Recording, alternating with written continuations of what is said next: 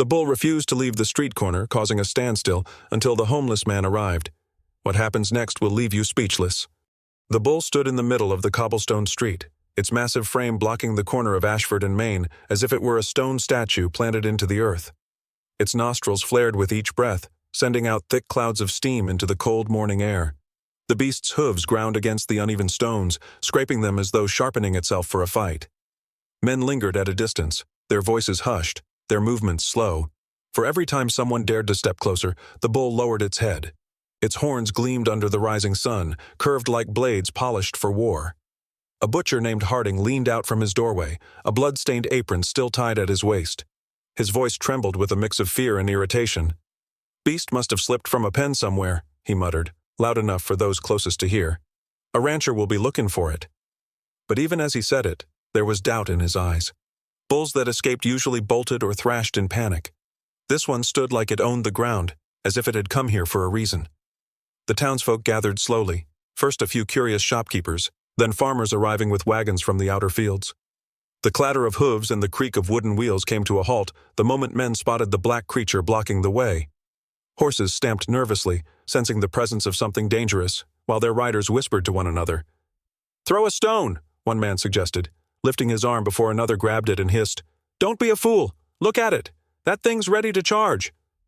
The bull's eyes moved, following every sound, every shift of movement. A boy perched on a barrel pointed with a trembling hand. "It's watching us," he whispered, voice carrying enough for several men to hear. "Not like an animal, like it knows what we're doing." That thought made the crowd uneasy. Some chuckled nervously, dismissing the boy's words, but others nodded, shifting their weight uneasily, glancing at the great beast whose stare was sharp and deliberate. Sheriff Lyle arrived soon after, boots striking against the stones with authority, though his jaw tightened at the sight before him. He was a man accustomed to trouble, brawls in taverns, thieves caught at night. But this was different. "Step back!" he barked, waving his deputies forward. "Clear the way, all of you! We'll handle this!" But the deputies hesitated. Their hands hovered near their rifles, yet neither dared to lift them fully. The bull's heavy breaths filled the air, louder than the murmur of the crowd. Sheriff Lyle narrowed his eyes, studying the beast. He had seen bulls, angry and wild, but never one that stood so still, planted as if guarding some invisible line on the street. The sheriff's voice lowered, more to himself than anyone else. "It ain't just standing there for no reason." The murmurs rose in volume. Men argued about what should be done. A farmer named Briggs stepped forward, sweat already rolling down his temple despite the morning chill. "Rope it," he said firmly. "2 men distract, 2 men loop it from behind. Won't take long." "Won't take long to bury you either," another shot back, shaking his head. "That thing lowers its head and you're done for." The sheriff's patience frayed. He turned on his deputies. "Get a rope, now." His voice cracked like a whip, but still the deputies moved cautiously, fear tightening their steps. The bull stirred, stamping its hoof against the stones, and the sharp clack echoed off the narrow buildings. Every man froze. For a heartbeat, silence ruled the street. Then the bull lifted its head, staring directly at the sheriff, who for the first time in years felt a shiver crawl along his spine. He quickly masked it with anger, barking louder, "If this beast doesn't move, I'll have it shot where it stands." A gasp rippled through the crowd. Harding, the butcher, shook his head furiously. "That's Jonas Crow's bull, Sheriff. You put a bullet in it, you'll have more trouble than you can handle." The mention of Jonas Crow sent a ripple of unease through the gathering. Everyone knew the rancher, wealthy, ruthless, a man whose temper was feared as much as his money was envied. To kill his prized animal without permission would bring retribution swift and merciless. The sheriff ground his teeth, knowing the butcher was right, but he wouldn't show weakness. He lifted his hand toward the deputies again when a murmur ran through the crowd. Men turned their heads as another figure approached, ragged and slow, a man no one had expected to see step forward. He wore clothes patched and torn, his boots scuffed near to ruin. A sack was slung over his shoulder, tied shut with a piece of rope. His beard, streaked gray, hid much of his face, but his eyes, weary yet strangely sharp, scanned the scene with quiet understanding. His name was Elias, though most men hardly bothered to remember it. A drifter, a wanderer, some called him a beggar. He slept where he could, ate what scraps he found, and passed through life unnoticed. Until now. The jeers started almost instantly. "What's he doing here?" a man laughed, elbowing his neighbor. "Go back to the alleys, old man." "Don't get yourself killed, Elias," another shouted, though the warning was more mockery than concern. But something strange happened. The bull's ears flicked at the sound of Elias's shuffling steps. Its head turned slightly, nostrils flaring, and for the first time since it had appeared on the corner, its stance seemed to soften. The crowd noticed. Voices hushed. Even the sheriff, who moments ago had been ready to draw his weapon, lowered his hand ever so slightly. Elias stopped just within the circle of empty space the bull had claimed. He let the sack slide gently from his shoulder, setting it onto the cobblestones with deliberate calm. He did not speak, did not raise his arms wildly like the others had. He simply stood, quiet and steady, his gaze fixed on the massive beast. The bull snorted, stamping once, testing. Elias didn't flinch. The air seemed to tighten between them, like a rope pulled taut. The deputies shifted nervously. The butcher crossed his arms, muttering under his breath. Men leaned closer, as if drawn toward a moment they couldn't explain. The sheriff scowled, trying to mask his unease. "Step back, Elias," he ordered, his voice sharp but thin. "You'll get yourself killed." But Elias didn't move. His weathered hands hung at his sides, fingers twitching only slightly, betraying nerves that he kept otherwise hidden. His eyes, however, never left the bull's. He seemed to be studying it, not as a man studies an animal, but as if he were searching for something deeper, something the others couldn't see. "Fool's about to be gored," a farmer whispered, though his tone lacked conviction. The bull lowered its head again, horns angled toward Elias. The crowd held its breath. Any other man would have stepped back in terror. But Elias remained. Slowly, almost imperceptibly, he lifted one hand, palm outward, the gesture calm, patient. The bull stilled. Its chest rose and fell with heavy breaths, steam pouring into the air. The silence was so thick that even the creak of a swinging shop sign overhead sounded loud. Harding's lips parted in disbelief. No one moved. No one spoke. They only watched as the ragged wanderer and the black bull faced one another, a moment so strange and heavy that it felt less like chance and more like destiny. The sheriff shifted uncomfortably, though his voice came out strained and brittle. "Get the animal off the street, Elias. Do it now, or I swear I'll have you locked in irons." But Elias did not answer. His gaze was locked, his presence unshaken, and though none of the onlookers could have said why, every man there felt the same undeniable truth pressing in on them. The bull had been waiting for him. The crowd quieted, watching with an odd sense of anticipation, not realizing this man was about to change everything. Elias stopped a few paces from the bull. His steps were slow, deliberate, every movement calculated to show he carried no threat.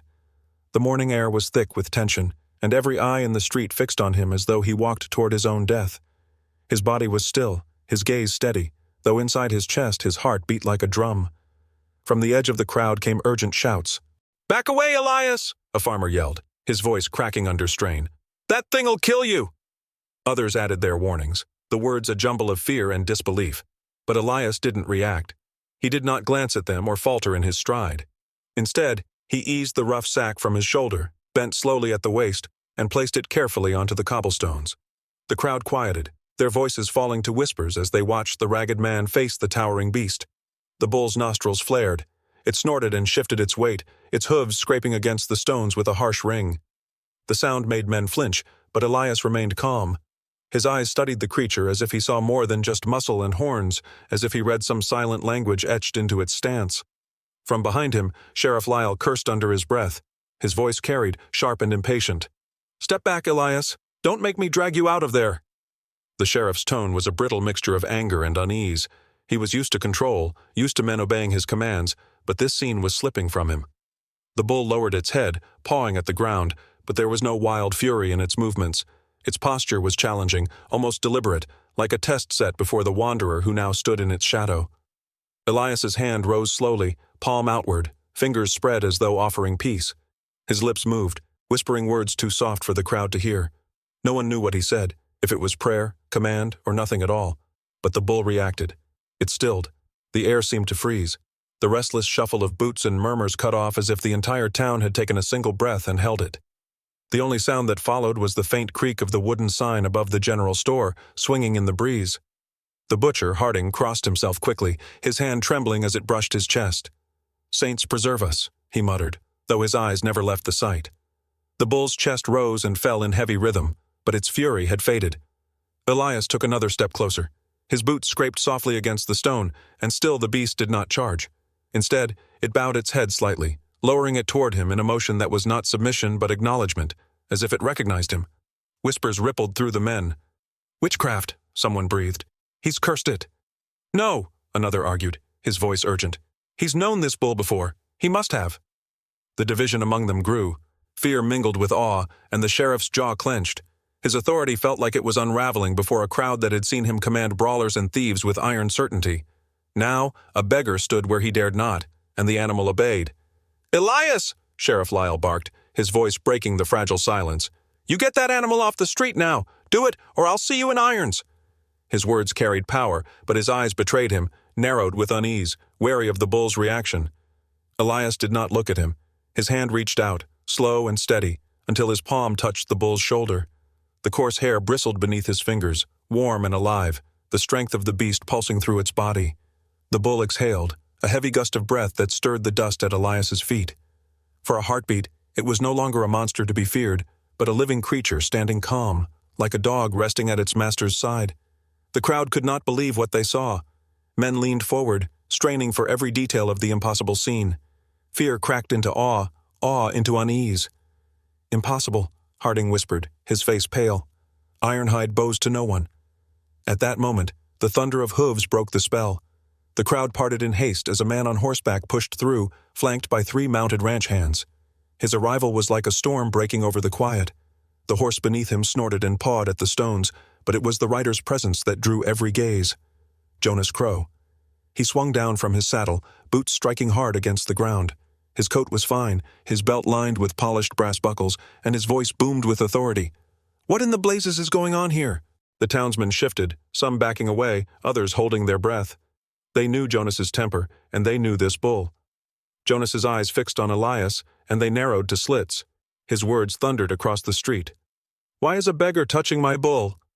Elias did not speak. His hand remained on the beast's shoulder, his body unmoving. Jonas's face darkened, his lips curling back in rage. "That bull is Ironhide. He obeys no one but me." His voice was thick with fury, heavy with pride. He stepped closer, stabbing a finger at Elias as though the gesture alone could cut him down. "You've tricked him. You've tricked them all." Murmurs rose, the crowd bracing for what would come. They sensed the storm. The arrogant rancher against the ragged wanderer, wealth against ruin, command against quiet resolve. The sheriff looked from one to the other, his hand twitching near his holster, but he did not move. Ironhide's ears twitched. The bull shifted, muscles rolling beneath its dark hide. It did not turn toward Jonas. Its gaze remained steady, fixed on Elias as though nothing else in the world existed. The townsmen saw it, every man there. Their breaths caught. Jonas's voice grew harsher, desperate to reassert his claim. "Step away, beggar. That's my bull, and I'll have no vagrant tainting him with tricks." But Ironhide's massive head dipped once more toward Elias, deliberate, measured, like an unspoken choice. The whispers grew louder, a storm of voices. "It's bowing. No, it's choosing. He's lost control."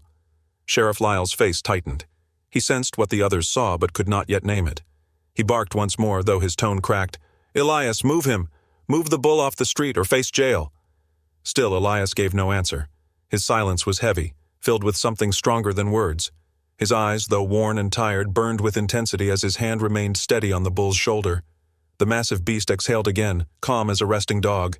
And then Jonas's fury spilled over. He shoved past the men nearest him, his voice like thunder. "Ironhide obeys no one but me!" The rancher's shout rattled across the stones, but for the first time in his life, no one believed him. The townsmen braced, sensing a storm between the arrogant rancher and the ragged wanderer. What they didn't realize was that Ironhide's loyalty had already shifted, and Jonas was about to face a humiliation no wealth or power could undo. Jonas snapped his fingers at his men, his voice carrying sharp authority. "Rope him! Now!" he barked. His ranch hands hesitated for a breath, uneasy at the closeness of Ironhide's horns, but loyalty to their employer drove them forward. One swung a lasso in a wide circle and flung it toward the bull's thick neck. The rope never landed. Ironhide reared back, bellowing so loudly the windows rattled in their frames. With a violent toss of his head, he sent the rope flying aside, his horns sweeping dangerously close to the man who had thrown it. The ranch hand stumbled backward, tripping over his own boots, landing hard on the cobblestones with a cry of panic. The bull's roar rolled through the street, a sound of raw power and rage. Gasps erupted from the crowd, men pulling wives and children inside, doors slamming, shutters banging closed. Yet Elias did not move. He had stepped back when the first rope was thrown, but his eyes never left the animal. His face, weathered and lined from years beneath the sun, was calm, steady, unshaken by the chaos erupting around him. He raised his hand again, just as before, palm outward, fingers spread, and his voice carried, not in volume, but in clarity. "Peace, Ironhide," he murmured, though only those closest could hear the hoarse words. The change was immediate. The bull's body, taut with fury, began to ease. Its breathing slowed, its massive head dipped slightly, and the tension rippled out of its muscles. The men who had braced for death watched in stunned silence. It stopped," one whispered. Another replied in disbelief. "It's listening to him."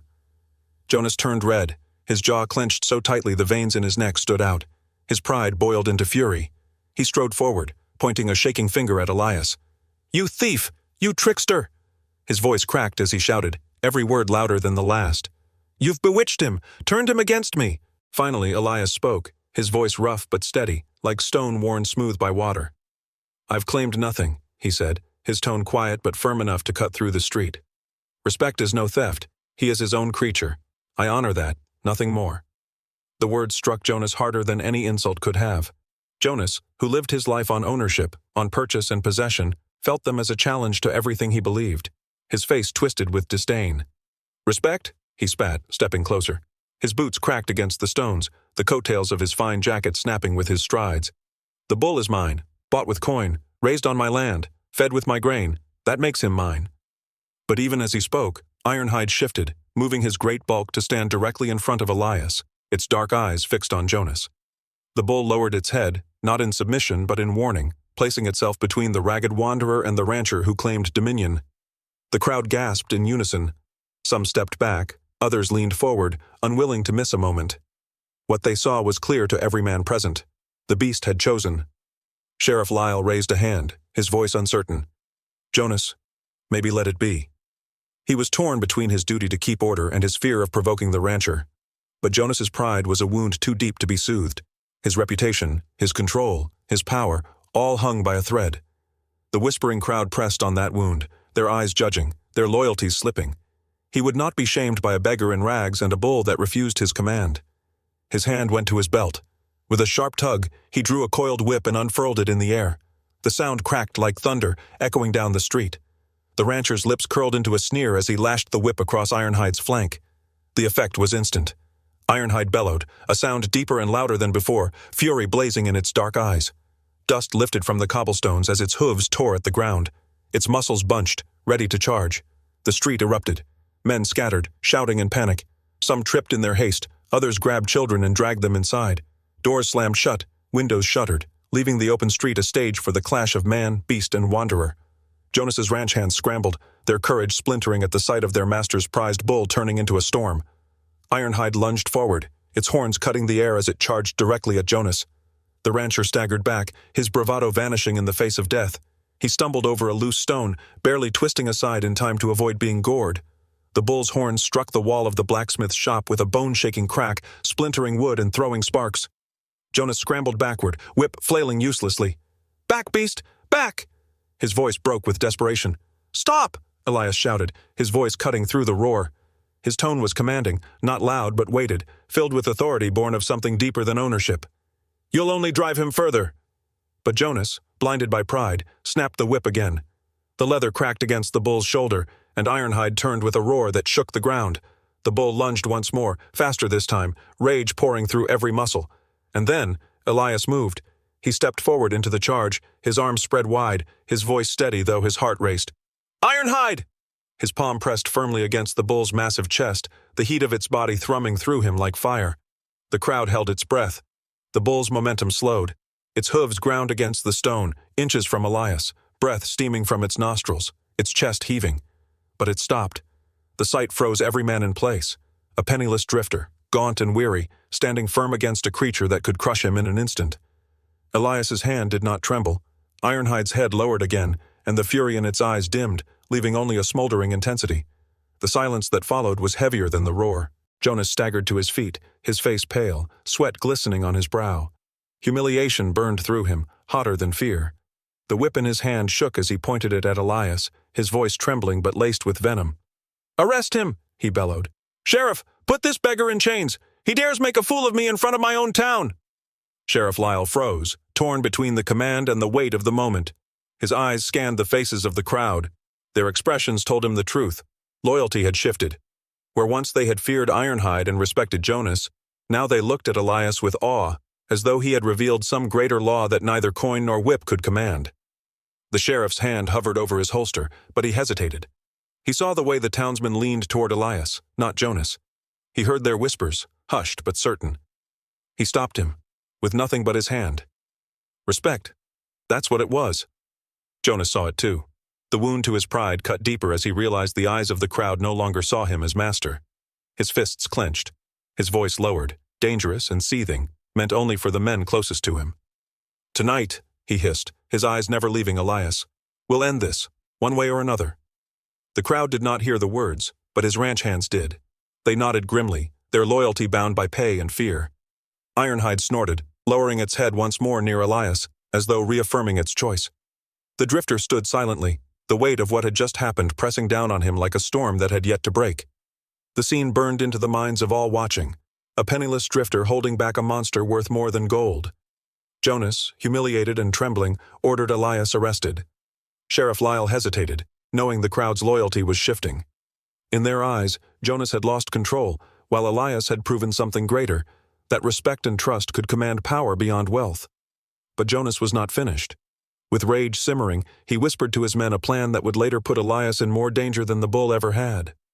In the days that followed, Blackthorn Hollow stirred with whispers that spread faster than smoke on the wind. Every corner of the town seemed to hum with retellings of what had happened in the square.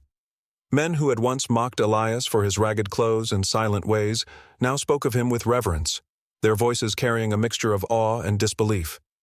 At the tavern, farmers leaned across tables, lowering their voices as if afraid the bull itself might overhear.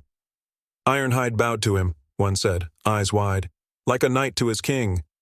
Another swore he had seen Elias stop the charge with nothing but a hand pressed to the beast's chest, though his companion insisted the man's voice had carried some secret command. The truth, blurred by awe, mattered less than the feeling that something greater had passed among them. Sheriff Lyle, though cautious, could not deny the truth. He kept his opinions guarded in public, wary of Jonas's wrath, but when he sat alone in his office at night, the memory returned with vivid clarity. Elias, standing like a wall of calm while the most feared animal in the county submitted. He rubbed his jaw, muttering to himself, "Never seen the like." Yet even as he admired it, he knew danger brewed. Jonas, humiliated before the town, would not let the wound to his pride heal without blood, and Jonas's fury was indeed festering like fire beneath dry brush. In the grand house that overlooked his ranch, he paced before the hearth, his face pale with sleepless rage. To his men he spoke of curses and trickery, weaving lies to make sense of what had shaken him. "That drifter bewitched the bull," he insisted, his voice cracking with venom. "No beast defies me unless there's foul work at hand." His ranch hands nodded nervously, but none dared voice the truth they suspected. The bull had chosen, and no coin or whip could change it. Jonas spread his words through the town, feeding gossip with promises. He told the butcher that Elias had summoned spirits, told the stablemaster that the man had poisoned Ironhide's mind, and swore to anyone who listened that he would rid Blackthorn Hollow of the cursed vagabond. Still, whispers worked against him. The more he lied, the more the people remembered the truth of what they had seen with their own eyes. For every man who doubted Elias, 3 others recalled the steadiness in his gaze, the strength in his silence. "Take him!" one of the men growled, and the first rope flew. It looped around Elias's arm, yanking him sideways, but he twisted, pulling free before the knot could tighten. Another rushed forward with a club, swinging at his ribs. The blow glanced off, sending Elias stumbling but not falling. He raised his hands, not in defense, but as if to say he bore no weapon. His voice was hoarse but clear. "I want no fight." The words fell on deaf ears. A second rope snapped around his leg, dragging him down to one knee. The men pressed forward, the glow of the moon glinting on the sweat of their brows, their breath ragged with effort. Elias braced himself, feeling the weight of inevitability pressing down like the rope biting his skin. And then the ground trembled. A sound ripped through the night, a deep, thunderous bellow that froze the men where they stood. The air seemed to shudder with its force. From the dark fields beyond the mill came the crashing of wood, the splintering of fences torn apart. Out of the shadows burst Ironhide, his horns gleaming like blades in the moonlight, his massive body a storm of muscle and fury. The ranch hands broke instantly, their bravado collapsing. Some dropped their ropes and ran. Others tried to stand their ground, swinging clubs, but the bull's charge scattered them like straw before a gale. One man leapt aside just as Ironhide's horns gouged the earth where he had stood. Another fell, scrambling on hands and knees before the beast's roar drove him into the trees. Elias, still bound by the rope on his leg, pushed himself upright. Ironhide came to a halt before him, chest heaving, nostrils flaring. The bull lowered its head, not in threat but in recognition. Elias placed his hand once more on the great beast's forehead, steadying it, his breath slow despite the pounding of his heart. The men who remained fled into the night, their shouts fading into silence. The mill stood quiet again, save for the steady rush of water and the bull's heavy breathing. Elias untied the rope from his leg, his fingers trembling only slightly, and looked into Ironhide's dark eyes. "You came," he whispered, the words half disbelief, half gratitude. By dawn, the story was already spreading. Word raced faster than Jonas could silence it. Ironhide had broken through fences to protect Elias, scattering a band of armed men as though they were nothing. To the townsfolk, the bull's loyalty was no longer a mystery. It had chosen Elias, and no lie Jonas spun could change that truth. The shift was slow but undeniable. Farmers and laborers, long ground beneath Jonas's wealth, began to look at Elias as a figure of strength. They approached him cautiously at first, offering food, a cot in the stable, sometimes even a few coins for work. Elias accepted little, always humble, always quiet. He sought no glory, only peace with the animal that had trusted him.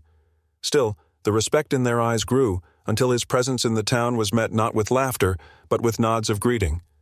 Jonas, meanwhile, withered beneath the weight of his own failure. Stripped of pride, desperate to reclaim what had slipped from his hands, he tried to sell Ironhide.